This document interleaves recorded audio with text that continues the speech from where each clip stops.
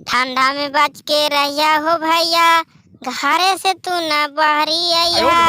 आलू बैगन के तू सब्जी खइया, टमाटर के तू न चटनी चटिया, अंडा के तू आमलेट खइया। का टमाटर जी, रात बहुत गीत गा रहे थे, भैया के बाराती आया हुआ था का? नहीं पटल जी, भैया के बारात नहीं आया हुआ था, तिलक चढ़ रहा था तो वही में गीत गा रहे थे।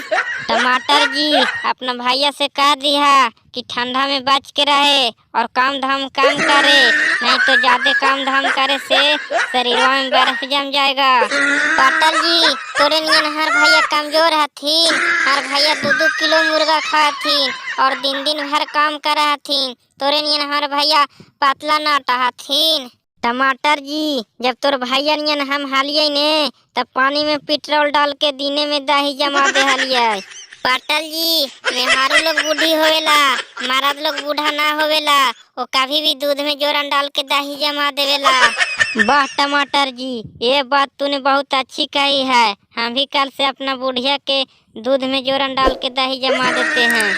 दोस्तों, अगर वीडियो अच्छा लगा हो तो प्लीज लाइक और सब्सक्राइब जरूर करें।